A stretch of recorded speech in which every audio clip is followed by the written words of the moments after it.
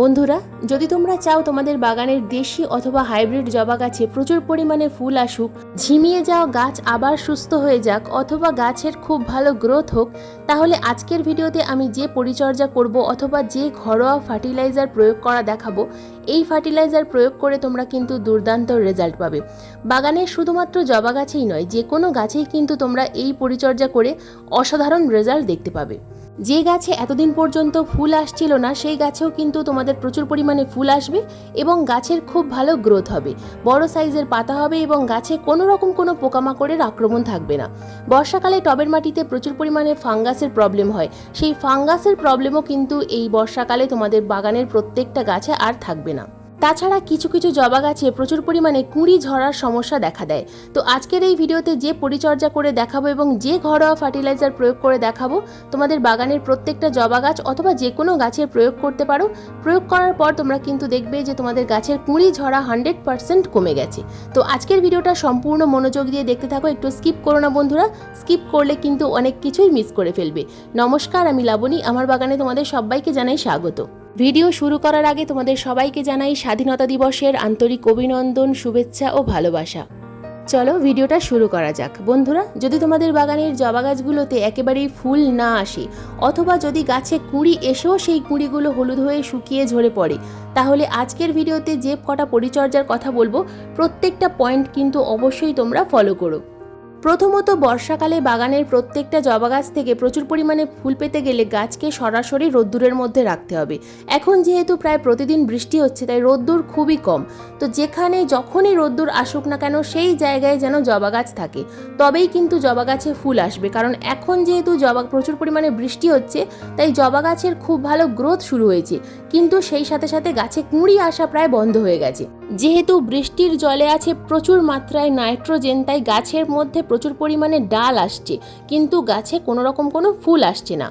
তো এরপর দ্বিতীয় যে কাজটা করতে হবে, আমাদেরকে রোদ্দুরে রাখার সাথে সাথে গাছের ডগাগুলোর পিঞ্চিং করতে হবে। যে গাছে এই মুহূর্তে ফুল নেই, কুঁড়ি নেই, সেই গাছগুলোর তোমরা এই সময় পিঞ্চিং করে দাও। তো আমি কয়েকদিন আগেই পিঞ্চিং করেছিলাম, তোমাদের দেখালাম এই ভিডিওতে। তো দেখো, আবারও আমি কিন্তু এইভাবে পিঞ্চিং করছি। তো এই মুহূর্তে আমি প্রত্যেকটা জবা গাছ যেগুলো ঝোপালো হয়নি, গ্রোথ নেই গাছের, প্রত্যেকটা গাছের কিন্তু আমি খাবার প্রয়োগ করার সাথে সাথে ডগাগুলোর পিঞ্চিং করছি। তো এইভাবে আমি যদি সম্পূর্ণ গাছের পিঞ্চিং করে দিই, কয়েকদিনের মধ্যেই কিন্তু গাছগুলো আরও বেশি ঝোপালো হয়ে যাবে। তো এই কাজটা এই বর্ষায় কিন্তু অবশ্যই করে ফেলো। তবে এই মুহূর্তে কিন্তু হার্ড প্রুনিং একেবারেই করা যাবে না। হার্ড প্রুনিং করলে গাছের কিন্তু এই সময় ক্ষতি হতে পারে। এরপর 3 নম্বর যে কাজটা আমাদের করতে হবে, লক্ষ্য করতে হবে যে টবের মধ্যে যে রুট বাউন্ড হয়ে গেছে কিনা। কারণ এই সময় বর্ষাকালে শিকড়ের গ্রোথ খুব ভালো হয়। যেহেতু আমরা গাছে ফার্টিলাইজার প্রয়োগ করছি, রুট ট্রিটমেন্ট করছি, তাই গাছের কিন্তু গ্রোথ ভালো হচ্ছে। আর বৃষ্টির জলে যেহেতু নাইট্রোজেন আছে, আগেই বলেছি, তাই গাছের শিকড়ের খুব ভালো গ্রোথ শুরু হয়েছে। তো প্রথমত আমাদেরকে দেখতে হবে যে শিকড়ের যদি খুব ভালো গ্রোথ হয়, যদি রুট বাউন্ড হয়ে যায়, তাহলে সেই গাছকে আমাদের কিন্তু রিপোর্ট করতে হবে। রিপোর্ট করার জন্য প্রথমত একদিন টবের মিডিয়াতে জল প্রয়োগ করা যাবে না, গাছটাকে শেডের মধ্যে সরিয়ে আনতে হবে। মাটি সামান্য শুকিয়ে গেলে আমরা কিন্তু যে টবে গাছ আছে, যদি 6 ইঞ্চি টবে থাকে সেহেতু 8 ইঞ্চি টবে শিফট করতে হবে, যদি 8 ইঞ্চিতে থাকে তাহলে 10 ইঞ্চিতে শিফট করতে হবে। কারণ এই সময় আমরা কিন্তু একেবারেই কোনো রকমভাবে রুট বল ভাঙতে পারবো না। রুট বল ভাঙলে কিন্তু গাছের ক্ষতি হবে। দেখো, আমি কিন্তু খুব সাবধানে রুট বল না ভেঙে টব থেকে গাছটাকে বাইরে এনেছি। এবার আমি এই গাছটাকে রিপোর্ট করব। তবে এই ভিডিওতে আমি কিন্তু আর দেখালাম না তোমাদেরকে রিপোর্ট করা, কারণ আমি কয়েকদিন আগেই এই জবা গাছের প্রতিস্থাপন তোমাদেরকে আমি দেখিয়েছিলাম। নেট পট কেটে জবা গাছের প্রতিস্থাপন করেছিলাম এবং সেই গাছের খুব ভালো বৃদ্ধি হয়েছে। তো সেই গাছে আমি আজকের ফার্টিলাইজার প্রয়োগ করে তোমাদের দেখাবো। তো এই গাছটাকে যদি তোমরা দেখো যে রুট বাউন্ড হয়ে গেছে, সেক্ষেত্রে রুট বল না ভেঙে কিন্তু তোমরা রিপোর্ট করবে। আর কিভাবে মাটি তৈরি করতে হবে সেই ভিডিওর লিঙ্ক আমি আই বাটনে অথবা ডেসক্রিপশন বক্সে দিয়ে দেবো। দেখে মাটি তৈরি করে গাছ রিপোর্ট করে দাও। বন্ধুরা, এখানে যে গাছটা আমি তোমাদের দেখাচ্ছি, এই গাছটা আমি 1 মাস আগে নেট পট কেটে প্রতিস্থাপন করা তোমাদের দেখিয়েছিলাম। তো 1 মাস আমি কিন্তু এই গাছে কোনো রকম কোনো খাবার প্রয়োগ করিনি। তোমরা অনেকেই জিজ্ঞাসা করো প্রতিস্থাপন করার কতদিন পর গাছে খাবার দিতে হবে। যেহেতু প্রতিস্থাপন করার সময় আমরা এই মিডিয়ার মধ্যে কম্পোস্ট বা অন্যান্য ডিমের খোসা বা অন্যান্য অনেক রকম খাবার মিশিয়ে তারপর গাছ প্রতিস্থাপন করি, তাই 20 থেকে 25 দিন পর আমরা গাছে খাবার প্রয়োগ করব। তো এখানে আমার প্রায় 1 মাস হয়ে গেছে। তো এবার আমি এই গাছে খাবার প্রয়োগ করব, কারণ প্রতিস্থাপন করার সময় আমরা যেহেতু কম্পোস্ট মিশিয়ে প্রতিস্থাপন করেছিলাম, তাই অতিরিক্ত খাবার কিন্তু নতুন গাছে একেবারেই প্রয়োগ করা যাবে না। বিশেষ করে যে গাছে আমরা নেট পট কেটে গাছ প্রতিস্থাপন করছি, আগে মাটির সাথে সেট হতে হবে গাছটাকে। যখন দেখবে যে গাছের মধ্যে গ্রোথ শুরু হয়েছে, তখন কিন্তু গাছে খাবার দিতে হবে। শুধুমাত্র জবা গাছ বলেই নয়, যে কোনো গাছেই কিন্তু ঠিক একই রকমভাবে আমাদের পরিচর্যা করতে হবে। তো প্রথমত টবের মিডিয়াতে প্রচুর পরিমাণে আগাছা হয়েছিল, এই আগাছাগুলোকে কিন্তু আমি তুলে ফেললাম। আগাছা পরিষ্কার করার পর নিড়ানির সাহায্যে হালকা করে উপরের টপ সয়েল খুশে দিতে হবে। টপ সয়েল যদি খুশে না দেওয়া হয় তাহলে কিন্তু গাছের শিকড়ের গ্রোথ হবে না। তবে অতিরিক্ত ডিপে খুশবো না, শুধুমাত্র উপর থেকে হালকা করে মাটিটা খুশে দেব। হালকা করে মাটি খুশে দিলে গাছের শিকড়ে আলো বাতাস পৌঁছাবে এবং যার ফলে গাছের শিকড়ের আরও বেশি গ্রোথ হবে, এবং যত গাছের শিকড়ের গ্রোথ হবে তত বেশি কিন্তু গাছের ভালো ওপরের দিকে গ্রোথ হবে।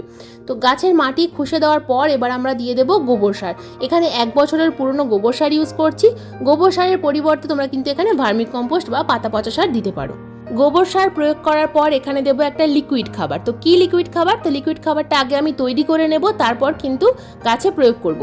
তো এখানে আমরা যে খাবারটা প্রয়োগ করব তার মধ্যে প্রথমেই আছে অ্যালোভেরা। এই অ্যালোভেরার মধ্যে আছে অ্যান্টিঅক্সিডেন্ট এবং অ্যান্টিব্যাকটেরিয়াল গুণাগুণ। তাছাড়া অ্যালোভেরা হলো একটা ন্যাচারাল রুট হরমোন। আমরা যখন কোনো গাছের ডাল থেকে চারা তৈরি করি, এই অ্যালোভেরা দিয়ে যদি আমরা চারা তৈরি করি তাহলে কিন্তু খুব সহজেই চারাটা তৈরি হয়ে যায়। তো অ্যালোভেরার যে লিকুইড, এই লিকুইড আমরা আমাদের বাগানের যে কোনো গাছে প্রয়োগ করে খুব ভালো রেজাল্ট পাবো। তো এখানে দেখো আমি একটা অ্যালোভেরার পাতা টুকরো টুকরো করে নিলাম এবং ভালোভাবে জেলিটা যেন বাইরে বেরিয়ে যায় সেরকমভাবেই কিন্তু আমি টুকরো করলাম। তো এবার একটা কন্টেনারের মধ্যে আমি একটা অ্যালোভেরার পাতা টুকরো করে দিয়ে দিলাম। এরপর আমি এখানে দেব পরবর্তী উপাদান হলো চা পাতা। বন্ধুরা, টবের মাটির পিএইচটাকে ঠিক রাখতে হবে। যদি টবের মাটির পিএইচ ঠিক না থাকে তাহলে কিন্তু গাছে কখনোই ফুল আসে না অথবা গাছের গ্রোথ হয় না। যেহেতু জবা গাছ বা অন্যান্য যে কোনো গাছ অ্যাসিডিক সয়েল ভালোবাসে, অতিরিক্ত ক্ষারীয় মাটি কিন্তু একেবারেই ভালোবাসে না। বিশেষ করে যেহেতু আজকের আমি জবা গাছের পরিচর্যা দেখাচ্ছি, জবা, গোলাপ, বেলিজুই ইত্যাদি গাছে কিন্তু তোমরা এই ফার্টিলাইজারটা অনায়াসেই প্রয়োগ করতে পারো। অ্যালোভেরা চা পাতা দেওয়ার পর দিয়ে দিলাম সামান্য পরিমাণ দারুচিনি। এই দারুচিনি কিন্তু খুব ভালো রুট হরমোন। দারুচিনি ভেজানো জল টবের মিডিয়াতে প্রয়োগ করলে ফাঙ্গাস প্রবলেম একেবারেই আসে না।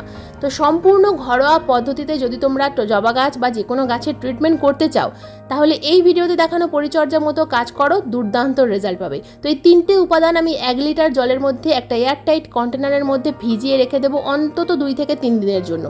তারপর কিন্তু আমরা এটা গাছে প্রয়োগ করব। এই 3টে উপাদানের মধ্যে যে নির্যাস আছে সেটা জলের মধ্যে যখন মিশে যাবে, তারপর এটা আমরা কিভাবে গাছে প্রয়োগ করব সেটা আমি এই ভিডিওতেই তোমাদের দেখিয়ে দেবো। তো এই যে 3টে মিশ্রিত যে লিকুইডটা তৈরি হবে, এই লিকুইডটা গাছে আমরা কিন্তু 10 দিন অন্তর অন্তর মাসে 3 বার ব্যবহার করব। তবেই কিন্তু আমরা দুর্দান্ত রেজাল্ট পাবো। দেখো, ঠিক 3 দিন পর আমরা গাছে প্রয়োগ করব। তো রেজাল্টটা কেমন হয়েছে দেখলেই তোমরা বুঝতে পারবে। ঠিক 3 দিন পর কিন্তু খুব ভালোভাবে ডিকম্পোজ হয়ে গেছে চা পাতা, দারুচিনি এবং অ্যালোভেরা। তো এবার এই যে লিকুইডটা তৈরি হলো, এই লিকুইডটা আমরা অন্য একটা পাত্রের মধ্যে ছেঁকে নেব, কারণ সরাসরি কখনোই আমরা অ্যালোভেরা বা চা পাতা, দারুচিনি আমরা সরাসরি টবের মিডিয়াতে দেবো না। চা পাতা তবু দেওয়া যায়, কিন্তু অ্যালোভেরার যে পাতাগুলো আছে এগুলো পচে যাওয়ার পর আমরা সরাসরি টবের মিডিয়াতে দেবো না। তো এটা ছাঁকনির সাহায্যে আমরা ছেঁকে নেব, তারপর গাছে প্রয়োগ করব। এখানে আমি 1 লিটার তরল খাবার তৈরি করেছি। এবার এই 1 লিটার তরল খাবারের সাথে আমরা আরও 1 লিটার সাধারণ জল মিশিয়ে তবেই কিন্তু গাছে প্রয়োগ করতে পারবো। তবে এখানে আমি সাধারণ জল মেশালাম না, আমি সাধারণ জলের পরিবর্তে এখানে কিন্তু আমি 1 লিটার বৃষ্টির জল মিশিয়ে নেব। তো কারণ আমাদের এখন বৃষ্টি হচ্ছে আর বৃষ্টির জল আমরা খুব সহজেই হাতের কাছে পেয়ে যাব। তো এখানে সেই কারণে আমি কিন্তু বৃষ্টির জল মিশিয়ে তবে গাছে প্রয়োগ করব। আরও ভালো রেজাল্ট পাওয়ার জন্য বৃষ্টির জল নিয়েছি, তোমরা চাইলে কিন্তু সাধারণ জল নিয়েই এই খাবারটা তৈরি করতে পারো, কোনো সমস্যা নেই। তো এই লিকুইডটা আমার টোটাল 2 লিটার লিকুইড তৈরি হয়ে গেল। এবার আমরা আমাদের বাগানের যে কোনো গাছে আমরা প্রয়োগ করতে পারি। তোমরা তোমাদের গাছের কতগুলো গাছ আছে সেইভাবেই কিন্তু খাবারটা তৈরি করবে। যদি বাগানে অনেক গাছ থাকে সেক্ষেত্রে 5টা অ্যালোভেরার পাতা অথবা 10টা অ্যালোভেরার পাতা, এইভাবে তোমরা কিন্তু আমি 1 লিটার রেশিওতে দেখালাম। তোমরা তোমাদের বাগানে যতগুলো গাছ আছে সেইভাবেই কিন্তু এই লিকুইডটা তৈরি করবে। এবার কতটা পরিমাণ আমরা গাছে প্রয়োগ করব, একটা 8 ইঞ্চি টবে আমি এই গ্লাস মেপে প্রয়োগ করছি। এই গ্লাস মেপে প্রয়োগ করলে তোমাদের বুঝতে সুবিধা হবে।